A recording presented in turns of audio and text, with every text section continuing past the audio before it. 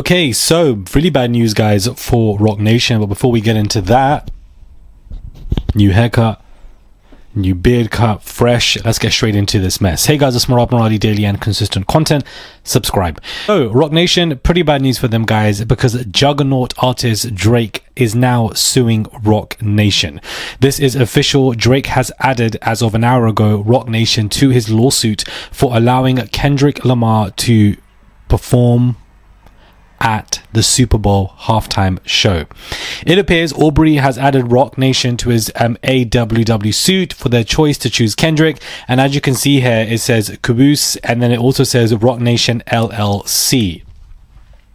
People are reacting to this, basically calling Drake the biggest effing loser, saying that this MF is crazy. What's the end game here? This is the worst crash out. How far are we taking this, Drake? This is the saddest anyone has ever gone. You know, what's going to happen? But I think this definitely does align to a lot of people out there who have been basically predicting that Roc Nation are going to be facing so many issues. You having Drake come after you is not a pretty sight. I don't think that this is the be all or end all for Roc Nation, but it definitely is a heavy toll now on them that Drake is coming for Roc Nation, because Roc Nation, Jay-Z are heavily tied to obviously the NFL and in regards to who they choose. So this is a straight shoot at Jay-Z to say, I'm pissed with you for the fact that you chose this man, you chose Kendrick. Yes, it makes Drake look a little soppy. I would definitely say that, because I think that he's doing the most. But at the same time, this adds to the pile of issues that Jay-Z is facing. If it's not financial issues with Cash App, then it's, you know, his alleged son Ramir continuously bombarding him. Then, you know, the tour sale issues. And then outside of that, Busby and whatever happened then. And now you have Drake coming after you saying that you chose Kendrick on purpose. I did always feel like the infiltration of Jay-Z with NFL is going to basically bite him in the back one way or another from different musicians or artists, because a couple of years ago 50 Cent himself was saying that Jay-Z was doing everything to make sure that he could not get on that set list, but eventually he did.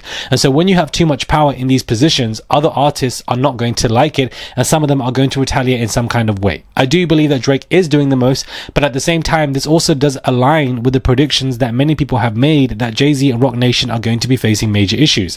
Let alone Damore Hadley and Desiree Perez, the other CEO, Desiree, facing her own issues, their own lawsuit. And then on top of that, Nicki Minaj is continuously calling out Roc Nation and also Desiree Perez 24/7 as well, let alone Jay-Z.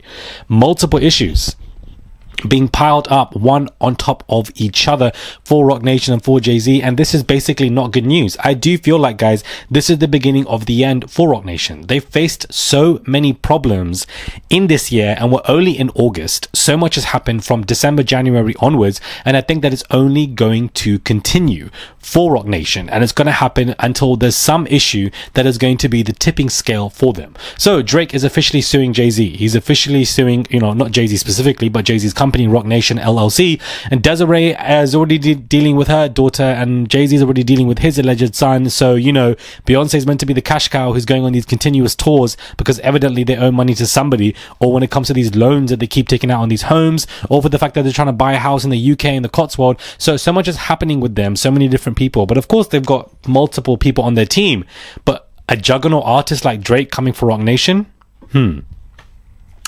makes you think, makes you wonder, guys, as to what the hell is going on there. Now, Diddy's two twin daughters were told off, guys, for very uptight behavior. For what's being reported, that they were actually very rude to conductors and were actually kicked off roller coasters on a theme park. So Diddy's twin daughters found themselves in trouble at a fair because they got booted from a roller coaster, and it was all caught on video, guys, where his 18-year-old twins were spotted at the Orange County Fair. And because they weren't listening, they had their phones on them. This pissed off the staff, who told them 3 times, and they basically refused to listen because they did not care. Sources with direct knowledge say that Diddy's daughters were not kicked out of the fair, and they were given tickets to take the ride at a later time. However, conductors have come out to say otherwise, saying that they were being rude, disrespectful, and, you know, didn't want to put their phones away. I don't know why this is news, to be honest with you, because they both are 18, and we all know that you're at the age of 17, 18, 19, 20, you're going to be a bit rude to somebody. You're not going to listen to them. You're going to keep being on your phone. Like, all of this stuff is normal behavior for somebody of that age. They are teenagers. I don't think this needed to be reported by TMZ and multiple outlets, because this is not their sons. When it's their elder sons, beloveds, I don't even need a watch on me, and I can tell you that I have all the time for their older sons. Do you understand? But when it comes to the daughters and people who in their teenager years, I don't think this is that serious of a story about them basically being irresponsible. I don't know who produced this story.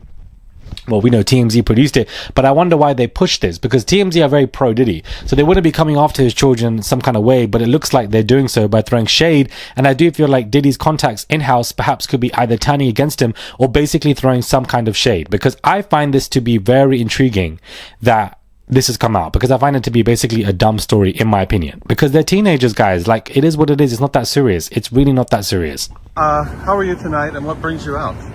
Coming out to eat. It's dinner time. And any reactions to the your medical report that does hold up the dementia diagnosis? No, and my attorneys are highly upset. They are? Yes, my attorneys are highly upset. Okay, good. Diamond, yeah.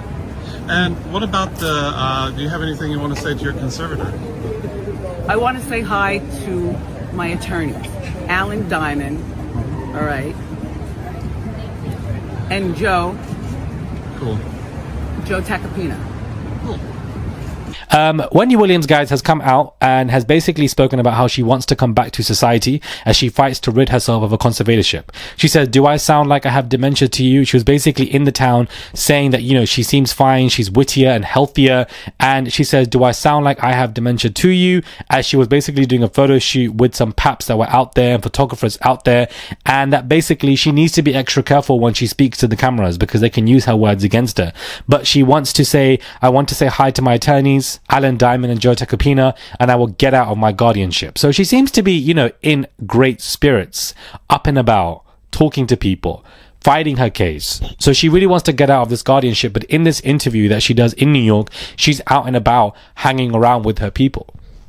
But even if she did have any form of dementia, that does not mean that you need to be in some kind of guardianship, controlled, in a property, can't leave, assets taken. Like, it doesn't even mean any of that, even if she did have dementia, which I don't even think she has anyways to this serious extent for why they need to do all of this. I just honestly find it to be very bizarre. Anybody who watches House of Atlanta, I wanted to just throw this in there, guys, but K. Michelle basically is filming with them, and I didn't expect them to hire her.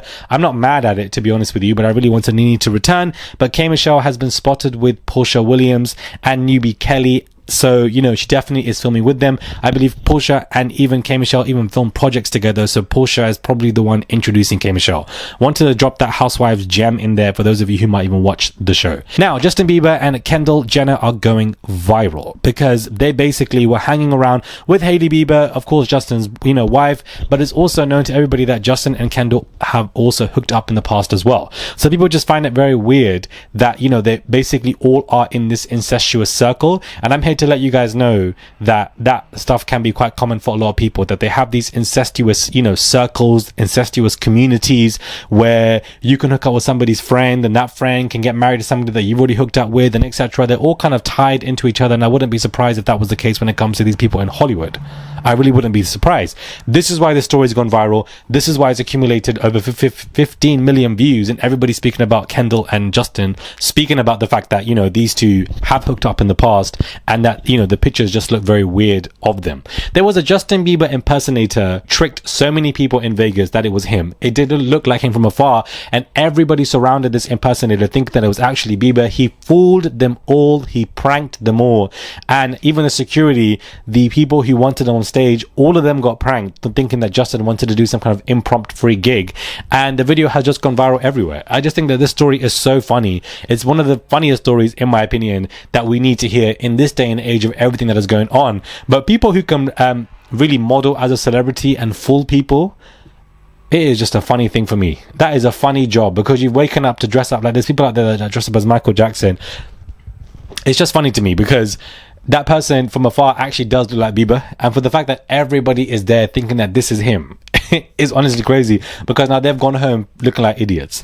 But she has pissed off, guys, so many people in the UK, because she has dropped out of 3 major festivals back to back for this week with only 4-day notice.